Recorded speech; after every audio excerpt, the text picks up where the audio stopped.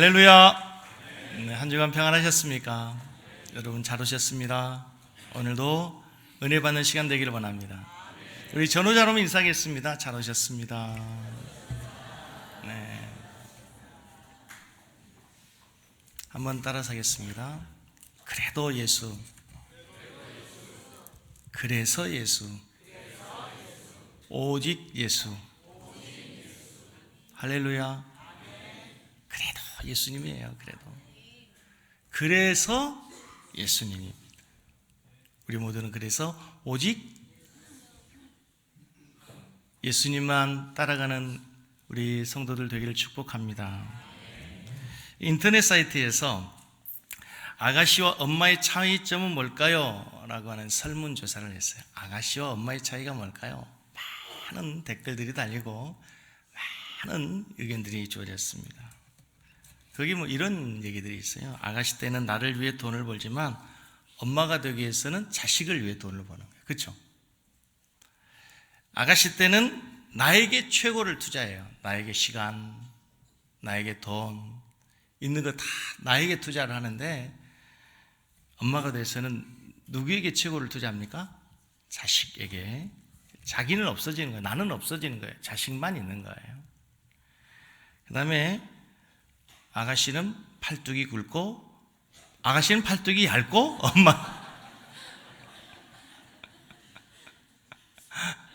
아가씨는 팔뚝이 얇고 엄마는 팔뚝이 굵다 그러더라고요. 우리 사모 보니까 그렇더라고요. 부기가 아직도 안 빠졌다고 그러더라고요. 아직도.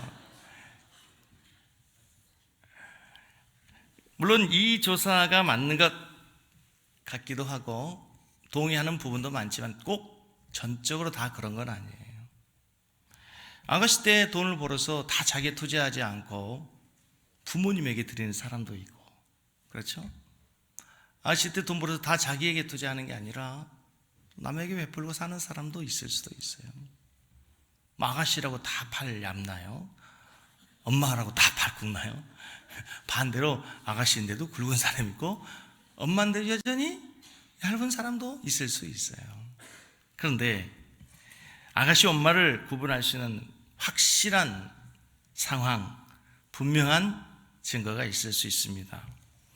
안고 있는 아이가 배가 고파서 울어댈 때 보면 그 사람이 이모인지 아가씨인지 엄마인지 금방 안다는 거예요. 이모는 아이가 울면 어떻게 해야 될지 창피하고 당황스럽고 그래서 안절부절합니다. 심하면 아기에게 막 화를 내죠. 그런데 엄마는 그 순간에 아이가 울고 칭얼대면 많은 사람이 있음에도 불구하고 뒤로 돌아서 가슴을 풀어헤치고 아이에게 젖을 물리는 게 엄마예요. 그게 엄마와 아가씨의 차이라고 하는 거예요. 놀랍게도 여자는 약하지만 엄마는 강하다는 말처럼 자식을 위해서는 엄마들은 생명도 아끼지 않고 때로는 자존심이 무너져도 상관이 없고 자식을 위해서는 목숨도 내놓을 수 있는 게 바로 엄마라고 하는 거예요. 오늘 본문에도 한 엄마가 등장을 해요. 그 어머니는 딸이 귀신이 들려 있어요. 여러분, 딸이 귀신이 들렸다고 생각해 보세요. 얼마나 안타까운 상황입니까? 백방으로 모든 일들을 모든 방법을 수단을 다 동원했음에도 아무 소용이 없었는데 어느 날 복음이 들려오는 거예요. 그게 뭐냐면 저 유대 땅에서 목수의 아들 예수 그리스도가 나셨는데 그분을 만나서 귀신 들린 자들이 낫는다는 거야. 불치의 병으로 여겨졌던 혈루병 여인이 낫기도 한다는 거예요. 심지어는 걷지 못했던 중풍병자가 일어나기도 한다는 소식을 듣고 이 여인에게 희망이 생긴 거죠. 이게 진짜 복음인 거죠. 놀라운 사실은 오늘 본문의 마지막 절, 맨 마지막 절에 보면은 오늘 15장 맨 마지막 절 21절에 보면은 여자여 내 믿음이 크도다 내 소원대로 되리라 하시니 그때로부터 그의 딸이 어떻게 됐다고요? 낫게 되는 정말 놀라운 결과, 행복한 축복이 주어지게 되는 거예요. 그런데 오늘 본문 말씀을 저는 묵상하면서 여러분, 목사가 이제 성경 본문을 가지고 묵상하고 설교를 준비하고 구성을 할 거 아니겠습니까? 그런 가운데 우리 성도들에게, 지금에 있는 우리 그리스도인들에게, 이 시대에 하나님의 자녀들에게 주시는 메시지가 뭘까, 가장 좋은 메시지가 뭘까를 고민하잖아요. 하나님, 이 본문에서 이번 주 우리 성도들에게 힘이 될 수 있는 하나님의 말씀이 뭘까요? 필요한 말씀을 주십시오. 기도하는 중에 오늘 이 여인이 마지막 28절에 주님을 만나고 따라 내 믿음이 크더라, 내 믿음대로 되라 하고 그의 딸이 낫게 되는 과정까지의 많은 장애물이 있더라고요. 하나님을 만나고 하나님 은혜의 주인공이 되기까지는 장애물을 극복해야 돼요. 그 장애물이 무엇인가를 이 시간 우리가 살피면서 여러분 신앙에 있는 그 장애물을 극복할 수 있는 새로운 믿음과 도전이 될 수 있기를 주님의 이름으로 간절히 축복합니다. 오늘 첫 번째 장애물은 예수님이 이 여인을 향해서 아무 말씀도 하지 않는 침묵의 장애물이에요. 여러분, 예수님이 가시는 곳에는 언제나 많은 기적이 일어나고 그곳에는 새로운 역사가 일어나고 수많은 사람들이 모여들게 됩니다. 여기저기서 광고하지 않아도.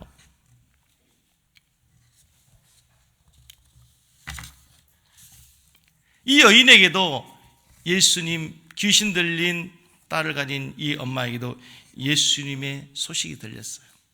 이 엄마의 상황을 한번 생각해 보세요. 한창 자라게 될, 한참 예쁠 나이에 어느 날 딸이 이상합니다.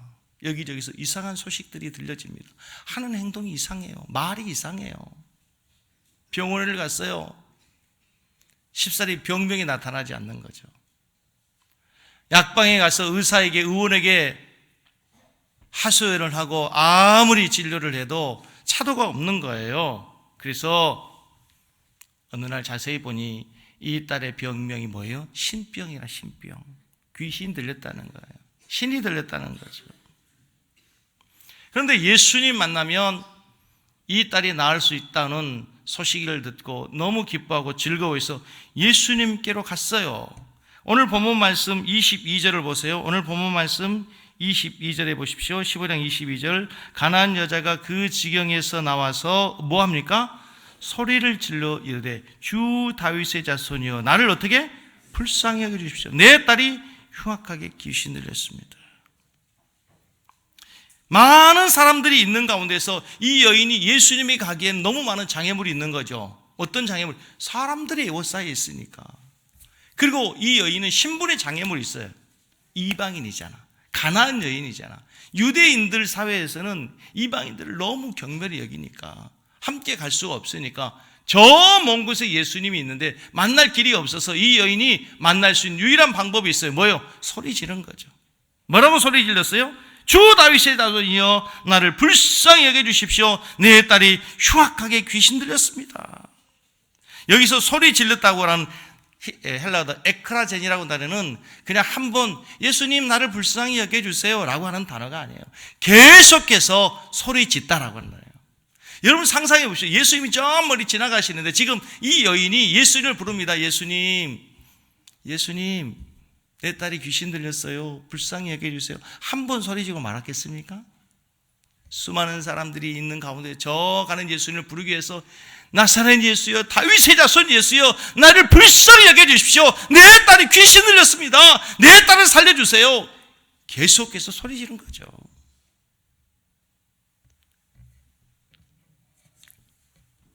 그런데요, 놀라운 사실은 예수님께서 그동안에 누구에게도 보이지 않았던 이상한 반응을 23절에 기록이 되어 있어요. 23절 한번 봐보세요. 예수는 한 말씀도 대답하지 아니하시니.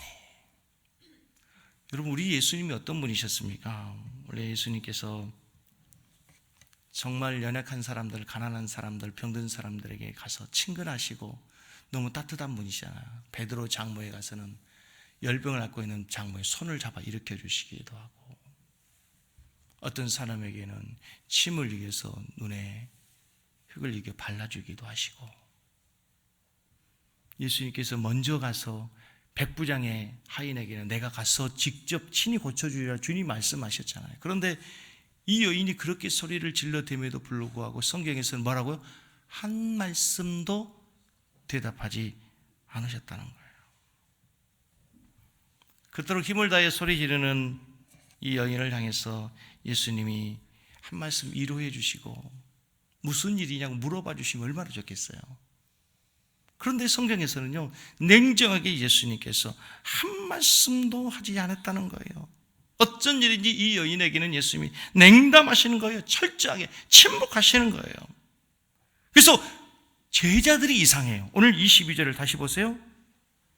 23절에 보세요. 예수는 한 말씀도 대답하지 아니하시니 제자들이 와서 청하여 말하되 그 여자가 우리 뒤에서 뭐합니다?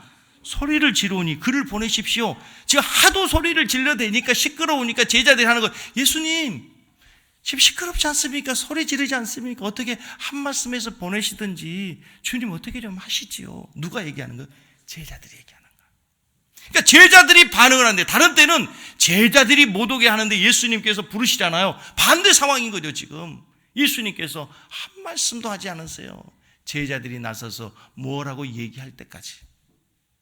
근데 여러분 그렇지 않습니까? 때로는 우리의 신앙의 여정 속, 우리의 삶 속에서 우리가 하나님께 부르짖고 하나님께 가까이 가고 주님을 찾는데, 주님이 왠지 그렇게 다른 사람에게는 그렇게 셀에서 예배드리면 하나님 만났다고, 기도가 응답됐다고, 자녀가 잘 됐다고, 뭐가 됐다고 그렇게 간증해야 되는데 왜 나는 맨날 간증을 들어야만 되냐고.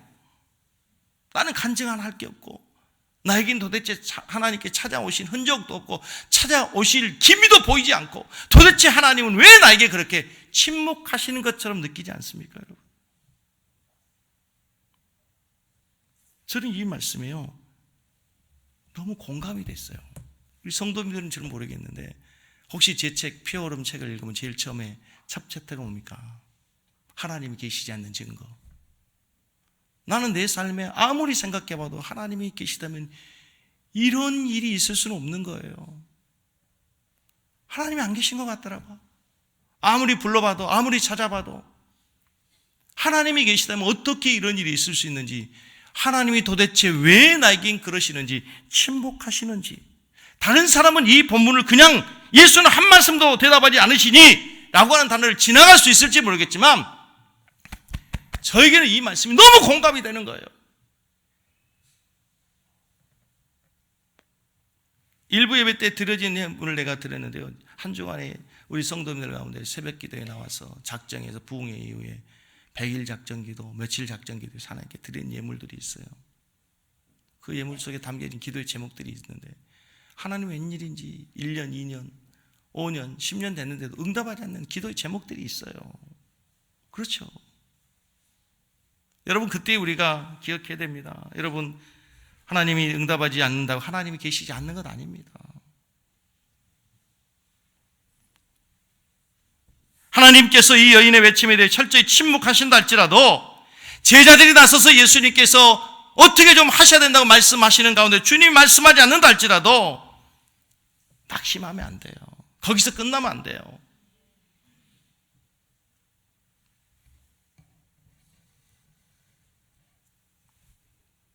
저희 신대원 동기들이 함께 이렇게 소식을 공유하는 밴드 요즘에 많이 있죠. 밴드에 보면은요, 어떤 친구가 그런 글을 올리더라고요.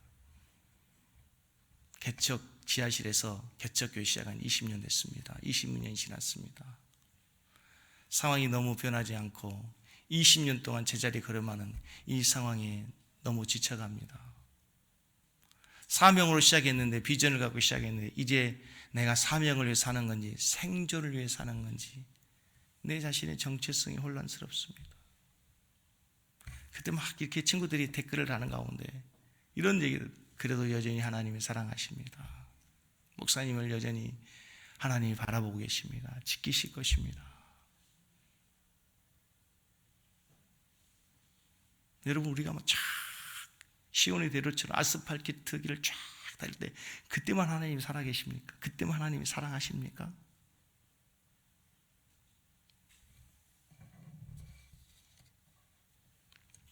여러분 우리가 원하는 시간에 우리의 모든 뜻이 이루어지면 하나님 하실 일이 뭐가 있겠습니까?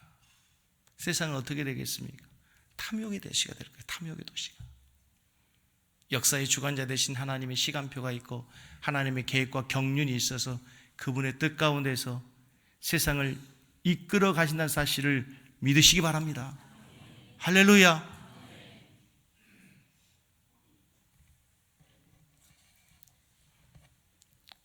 오늘 두 번째 23절에 주님께서 한 말씀도 대답하지 않으시다가 주님이 하시는 말씀이 있어요. 24절에 보겠습니다. 예수께서 대답하러 이르시되 나는 이스라엘 집에 잃어버린 양 외에는 다른 데로 보내심을 받지 아니했다. 한 말씀도 대답하지 않으시다가 한 말씀 하신 말씀, 오히려 상처난 이 여인의 가슴에 비수를 꽂아요. 뭐라고 말씀하시냐면 나는 너와 상관없다는 거예요. 나는 이스라엘 집에 잃어버린 양 유대인들에게 보냄을 받았지 너처럼 수로보니게 여인, 가나안 여인, 이방 여인에게 보냄을 받지 않았다는 거예요. 너와 나는 상관없다는 얘기죠. 아니 백부장의 하인 이방인이에요. 다른 많은 이방인들에게는 은혜를 베푸시면서 왜 유독 이 여인에게만큼은 너와 상관없다고, 이방인에게 나는 보냄을 받지 않았다고 말씀하시는 거예요. 완전히 타오르는 불에 찬물 끼얹는 격입니다. 너 같은 이방인 여인, 너 같은 가나안 여인에게 내가 은혜를 베풀고 너의 문제를 해결하기 위해서 온 것이 아니다. 나는 이스라엘 사람들을 위해서, 이스라엘 백성들의 구원을 위해서 왔다라는 거죠. 이쯤 되면 열의를 가지고, 열성을 가지고 주님에게 갔던 사람일지로 한뿔 꺾이고 실망하고 낙심하고 절망하기 딱 좋아요. 그런데요, 25절에 보세요.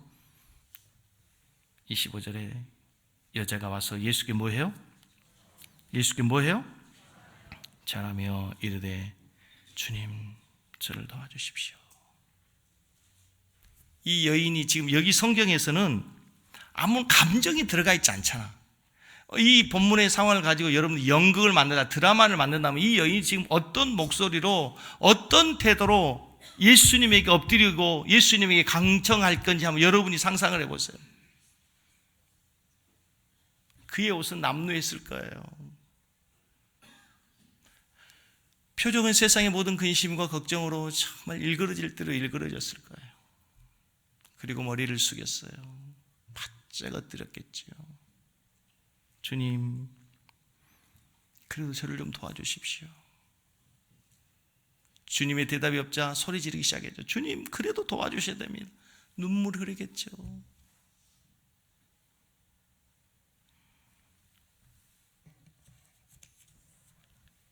세 번째 장애물이 있어요. 오늘 본문 말씀에 보면은 그렇게 간청하고 눈물로 호소하는 이 여인을 향해서 26절 주님이 또 대답하여 이르시되 자녀의 떡을 취하여 개들에게 던짐이 마땅하지 아니하다. 지금 이 여인을 향해서 뭐라고 얘기하는 겁니까? 개라고 얘기하는 거죠.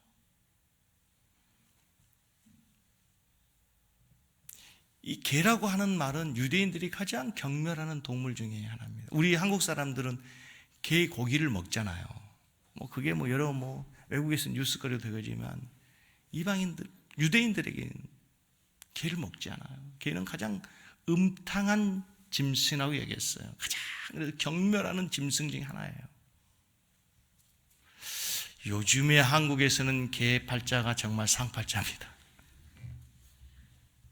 어느 모 회사의 아파트 이름이 이편한 세상이잖아요. 이편한 세상.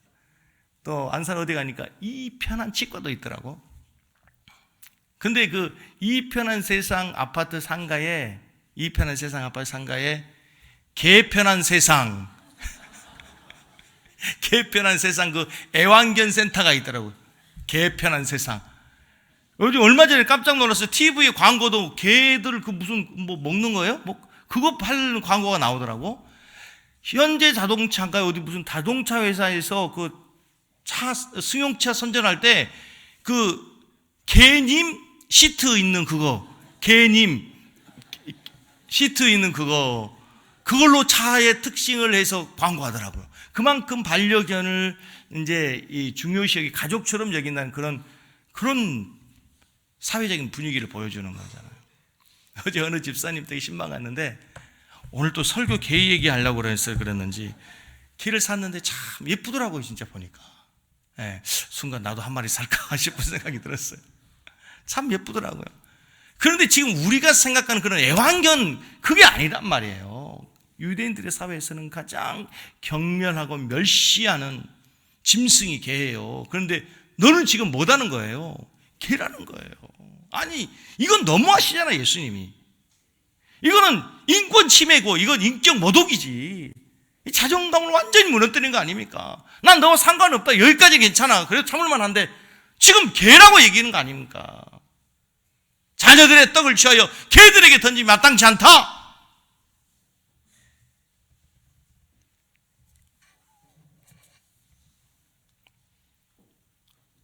그러나 이 여인이 물러서지 않습니다. 자신의 자존심도 인간적인 모욕도 그 여인에 대한 딸의 사랑을 끊을 수가 없는 거예요. 우리는 여기에서 여러분, 정말 이 여인의 간절함, 끈질긴 신앙의 모습, 어떤 상황에도 하나님의 은혜를 간구하는 이 여인의 믿음을 다시 한번 배울 수 있기를 주의 이름으로 축복합니다. 많은 사람들이 정상을 앞에 두고 한 걸음만 더 가면 되게 되는데 포기하는 경우가 얼마나 많습니까? 우리의 기도도 마찬가지 아닙니까? 조금 더 참고 기도하고 인내하고 하나님의 때를 기다리면 되는데 그 마지막 순간을 우리가 참지 못하고 인내하지 못하는 경우, 그래서 하나님의 은혜의 주인공이 되지 못하는 경우, 안타까운 경우가 얼마나 많습니까, 여러분?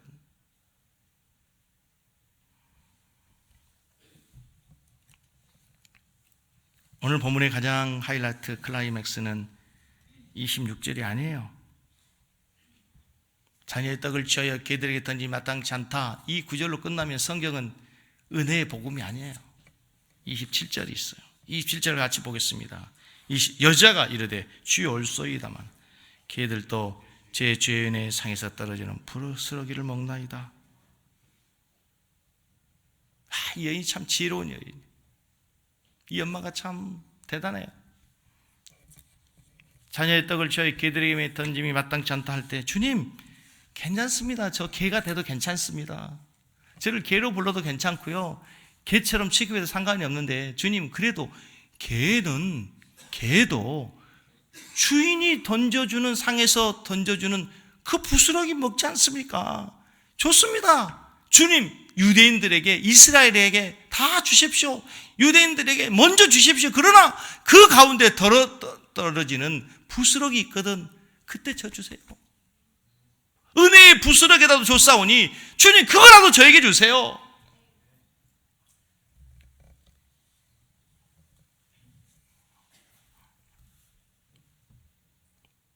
그러면 우리는 한 가지 더 생각해 볼 수 있어요. 도대체 이 여인이 그렇게 냉대해도 멸시해도 심지어는 모욕을 해도 포기하지 않는 믿음이 어디에 있을까? 이게 궁금하잖아요. 그렇죠? 도대체 이 여인이 이 믿음이 어디에서 왔을까? 오늘 본문에 보면은요, 24절에 23절에 예수님이 침묵하시고 24절에게 이스라엘 양 외에는 번영을 받지 않았다고 얘기하고 26절에 개처럼 취급을 해도 이 여인이 흔들리지 않는 중요한 이유가 22절에 있어요. 22절에. 도대체 22절에 보면 뭐라고 나오냐면, 21절에 보면 가난한 여자 하나가 그 지경에서 나와서 소리질러 이르되, 같이 읽습니다. 주 다윗의 자손이여 나를 불쌍히 여겨 주십시오. 내 딸이 흉악히 귀신 들렸습니다 하면서 예수님을 뭐라고 불러요? 다윗의 자손 불러. 다윗의 자손. 다윗의 자손. 주 다윗의 자손. 이 주라는 단어는 황제를 부를 때 사용하는 단어예요.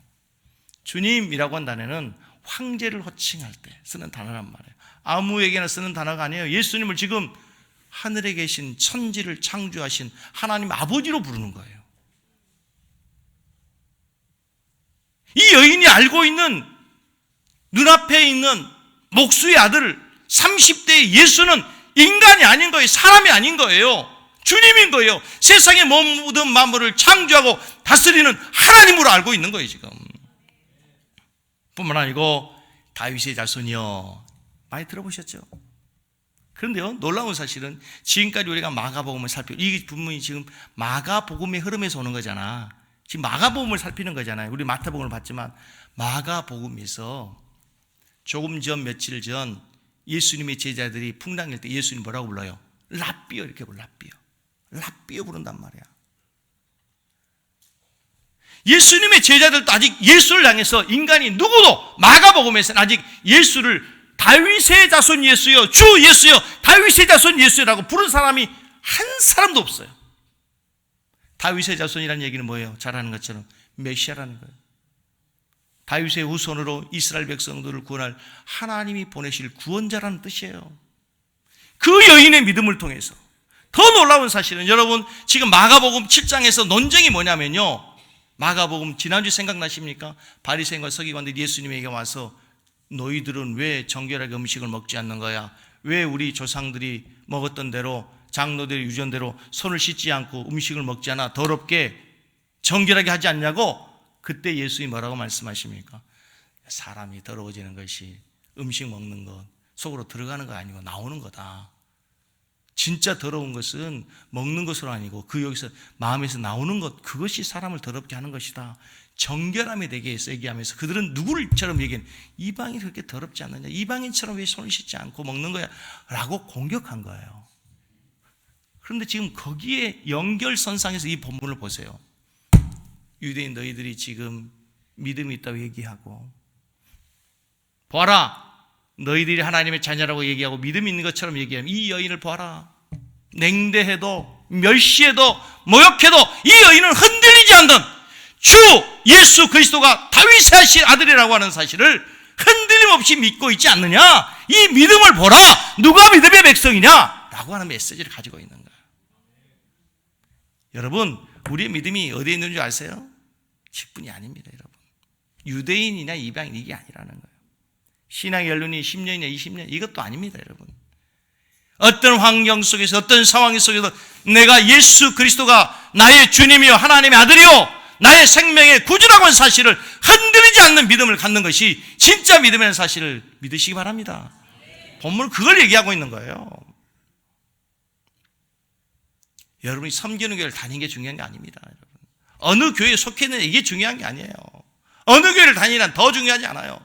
여러분 마음속에 예수 그리스도가 주 여호와로 다윗의 자손 예수로 고백할 수 있느냐? 세상의 유혹 앞에서도, 여러분 황제 앞에서도 예수가 주라고 고백할 수 있습니까? 세상의 권력 앞에, 물질의 유혹 앞에서 여러분의 믿음이 흔들리지 않고 예수가 나의 주님이라고 나의 생명이라고 고백할 수 있기를 주의 이름으로 축복합니다. 그게 오늘 본문의 핵심이에요.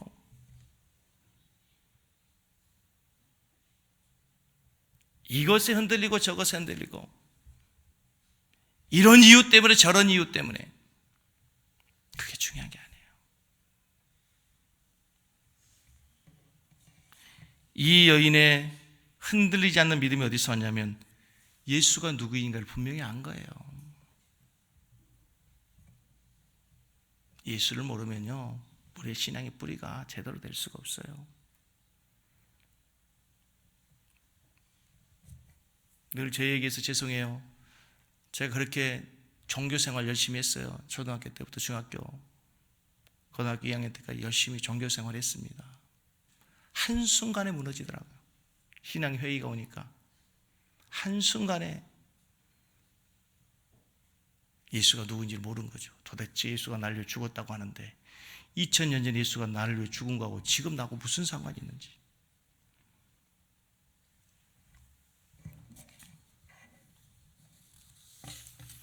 두 번째, 이 여인이 대단히 지금 겸손한 모습으로 있는 거예요. 무슨 얘기냐면 이 여인이 마가복음 7장 26절에 보면은, 마가복음 7장 26절에 보면은 헬라인이요 수로보니게 여인이다 이렇게 되어 있어요. 우리 본문에는 뭐라고 나왔어요? 15장 21절에 거기서 나가서 두로와 시돈 지방으로 들어가시니 20에 가나안 여자라고 나왔는데, 가나안 땅에도 수로보닉이라고 한다. 지금 우리로 얘기하면 여러분 쉽게 이해하는 시리아 알죠? 시리아 지역. 내전 상태는 시리아 지역이에요. 근데 수로보니게로 얘기하면 시리아 구약시대에 날아오는, 구약시대에는 메데파사. 다른 말로 페르시아 사람, 페르시아 사람들은 나름대로 제국을 건설했던 대단히 자존감 있는 사람들이에요. 그 자존감이 있었던 사람들, 페르시아 사람들, 유대인들을 뭐로 봤을까? 옛날에 자기들을 종으로 봤죠. 페르시아가 유대를 지배했었잖아. 헬라인이고 페르시아 사람이었던 이 가나안 여인들의 민족들이 유대인들을 볼 때는 대단히 멸시하는 천한 민족이란 말이에요. 지금 유대인들은 로마의 뭐예요? 속국이잖아요. 노예들이란 말이에요. 그런데도 불구하고 페르시안이면서도 이 여인이 예수 앞에 최대한 엎드립니다. 겸손했다는 거예요. 겸손이라는 단어를 여러분 잘 아시죠? 영어 humility라는 단어입니다. 근데 그 단어가 어디에서 왔다고요? 인간이라고 하는 human이라는 단어에서 왔어요. 똑같은 어원을 가지고 있다. 여러분, 자기 자신이 참 인간이 누구인지를 알 때 겸손해요. 구약 성경에 사람은 아담의 아담. 창세기에 나오는 아담은 그냥 한 사람이 아니라 사람이라는 뜻이에요. 인간이라는 뜻이에요. 근데 그 아담은 어디서 왔냐면 아다마에서 왔어요. 먼지라고 있죠. 흙이라는 단어가 나와 있지만 원어에 보면 아다마로 되어 있어요. 아다마는 먼지라는 뜻이에요. 먼지. 그러니까 아담은 뭐냐면요, 먼지에서 온 거예요. 먼지. 인간이 뭐예요? 흙더미라는 흙더미. 지금 우리가 이렇게 참 잘 바르고 치장하고 해가지고 참 예쁘지만 우리가 생명이 떠나가지고 땅속에 묻히고 몇 달만 지나면 흔적 없습니다. 흙으로 돌아가면 우리가 흙더미. 우리가 언제 겸손해지냐면요, 내가 먼지에 불과하고 흙더미에 불과하다. 그렇다고 인간을 비한 게 아니죠. 하나님의 형상으로 지음받은 대단히 소중한 존재, 하나님의 사랑을 받는 존재임에도 불구하고, 그러나 내 자신을 내가 볼 때 늘 내 자신이 흙더미에 불과하고 하나님의 생명이 지나가면 나는 흙으로 돌아갈 수밖에 없는 인생이라고 하는 것을 기억하면서 사는 거예요. 그게 휴밀리티예요. 그게 진정한 휴먼이에요.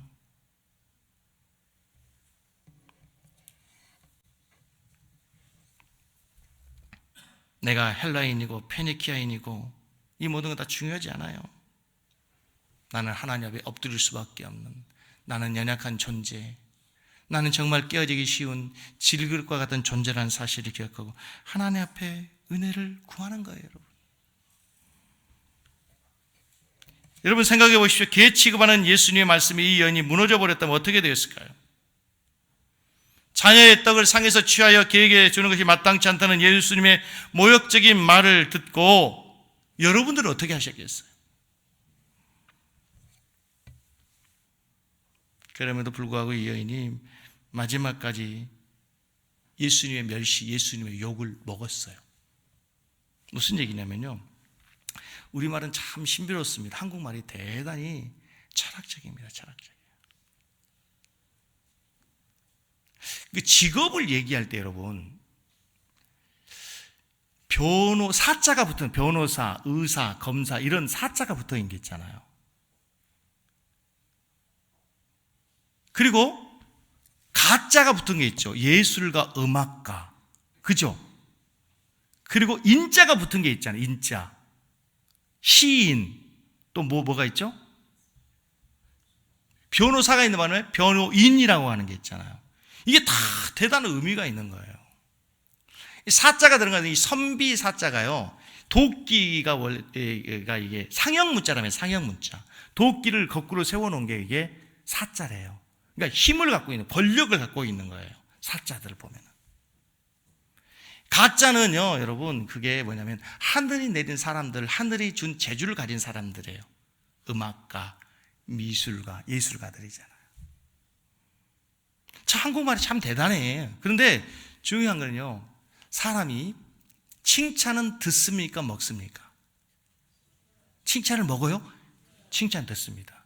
욕을 듣습니까, 먹습니까? 나 욕은 먹습니다. 칭찬은 왜 듣고 욕은 먹죠?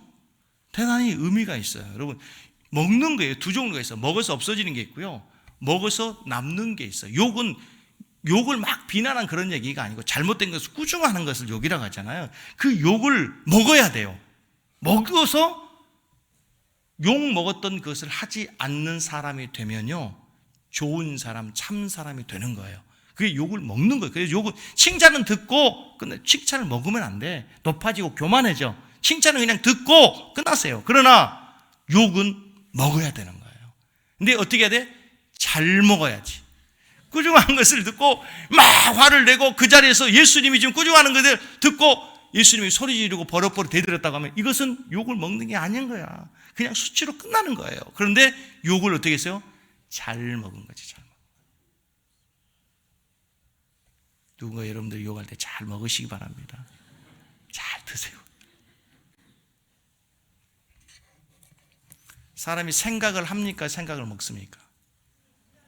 마음은 한다 그래요? 마음을 먹는다 그래요. 참 한국 사람들 먹는 거죠. 돈도 먹습니다. 돈도 받아 먹어요. 돈도 받아 먹어버리잖아. 심지어는 나이도 먹어요. 나이도 먹는다 말. 이제 2달만 있으면 나이도 하나씩 더 먹잖아. 이걸 잘 먹어야 돼요. 나이값 하는 거지. 무슨 얘기를 하려고 하다가 나온 거냐면 이 여인이 욕을 잘 먹은 거예요.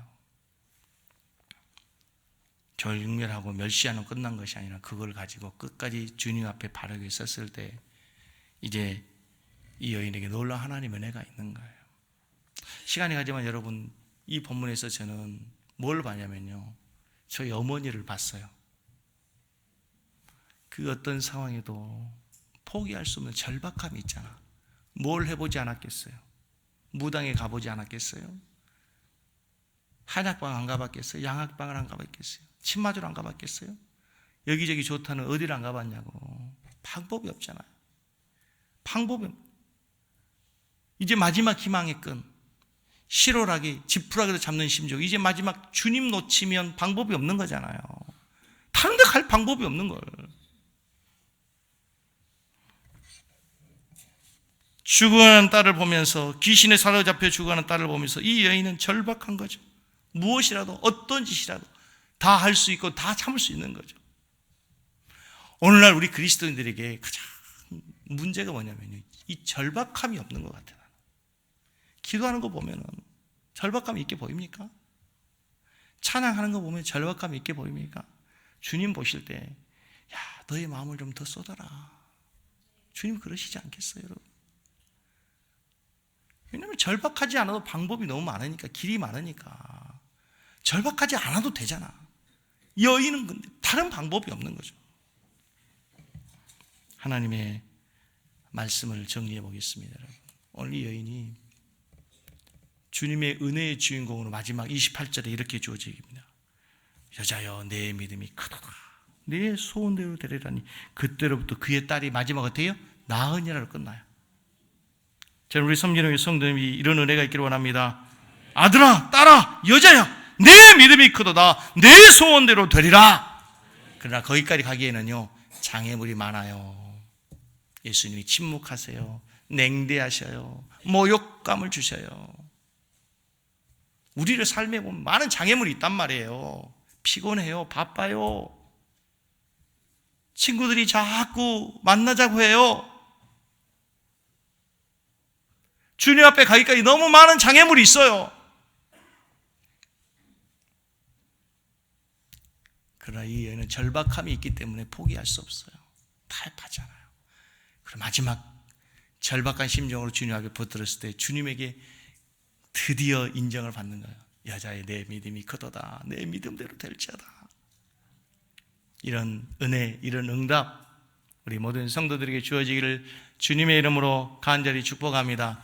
우리 한번 찬양하십시다. 은혜 아니면 살아갈 수가 없네. 이 찬양을 하시고 우리 한 말씀을 생각하며 간절하게 한번 기도하십시다. 하나님, 정말 저에게 은혜가 필요합니다. 은혜 아니면 살 수 없습니다. 주님, 은혜 베풀어 주시옵소서. 한번 통성으로 기도하도록 하겠습니다.